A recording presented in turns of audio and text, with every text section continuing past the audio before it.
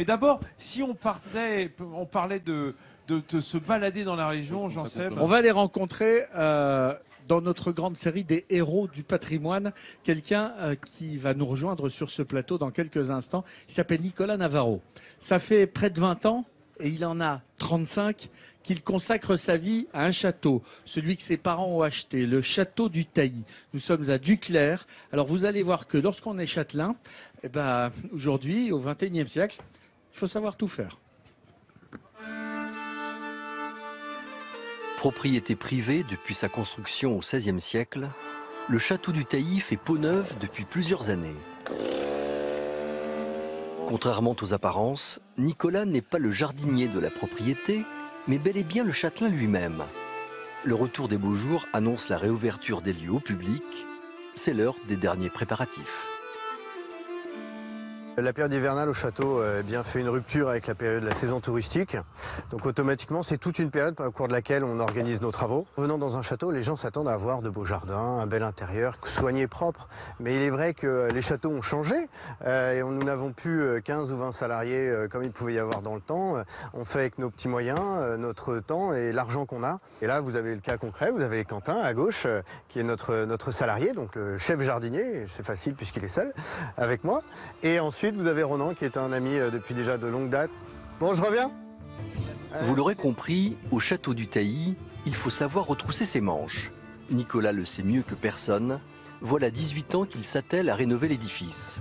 En 1998, ses parents décident sur un coup de tête de quitter la région parisienne pour s'embarquer dans une aventure pleine de rebondissements. On sort d'un lotissement en région parisienne, donc avec des petites maisons, chauffage central, double vitrage, tout le confort moderne. Et en fait, on explique cette acquisition par une complète inconscience de l'aventure qui nous attendait, puisque c'est là qu'on a découvert bien sûr les problèmes de proportion, les problèmes de travaux, les problèmes d'argent, hein, puisque ce sont des gouffres. Donc moi, depuis que j'ai 16 ans, je ne fais que ça. J'ai arrêté mes études pour me consacrer uniquement au château. Donc je n'ai jamais rien fait d'autre. Je ne suis bon qu'à ça. J'ai trouvé une vocation, et aujourd'hui, c'est vrai que je ne peux pas vivre sans mon château. Ça, ma femme l'a bien compris, elle sait très bien que c'est un mariage à trois. Il y a un an, Nicolas a racheté le château à ses parents. L'ouverture au public pour des cérémonies ou de simples visites lui permet de financer une partie des travaux. Et il y a toujours de quoi s'occuper. Ça, c'est une des petites chambres qui était réservée à la famille des Châtelains, qui, elle, par contre, là, est dans son jus. Les derniers travaux sont de 1904. Pourquoi continuer alors que c'est si dur? Je ne sais pas. On aime. En fait, c'est comme si on avait commencé quelque chose qu'il fallait terminer. D'abord enfant avec ses parents, puis aujourd'hui adulte avec sa femme, Nicolas a toujours vécu au rythme du château et lui dévoue tout son temps. Récompensé en 2016 par le prix Jeune Repreneur, il préserve avec acharnement et passion ce lieu unique. Bonjour Nicolas. Bonjour. Moi, vous savez, je suis toujours totalement impressionné et ému quand je rencontre des gens comme vous. Parce que vous dédiez votre vie à la sauvegarde d'un patrimoine qui, au départ, n'est pas le vôtre. C'est pas votre histoire que vous sauvez. C'est une histoire qui vient de la nuit des temps, qui vient du XIIe siècle. C'était une léproserie au départ, je crois, ce château. Il a été reconstruit à partir du XVIe.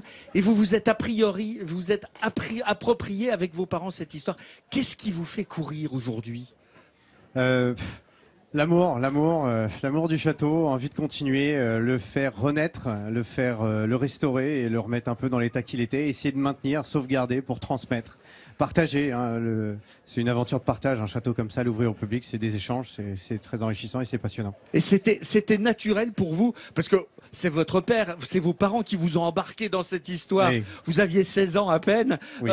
Et vous avez racheté le château. Vous continuez, vous perdurez cette histoire. Quand il est arrivé, le château il était dans un sale état quand même. Alors il y a beaucoup de travail. Ouais. Alors certains avaient commencé avant nous, n'en sont pas restés. On continue le travail qui a été commencé par certains.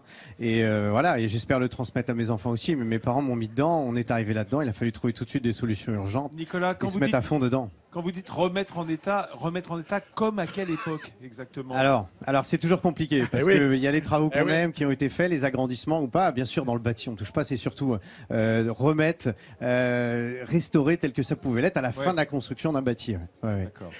Écoutez, moi, pour tout ce que vous faites, pour cette sauvegarde du patrimoine incroyable, il n'y a pas que vous. En Normandie, je salue mon camarade Guillaume Garbe. Il est dans la Manche, il est à Carneville, il fait exactement la même chose que vous. C'est un ami aussi, oui. Et je sais, et je voudrais vous remettre ce sourire de France. Il en a eu un, vous l'avez aussi. Oui, oui. Et je suis très fier de tout ce que vous faites et je suis vraiment fier que Merci Midi en beaucoup. France puisse mettre en avant ce que Merci. vous faites et ce que vous faites pour le patrimoine. C'est gentil, merci beaucoup. Merci. Au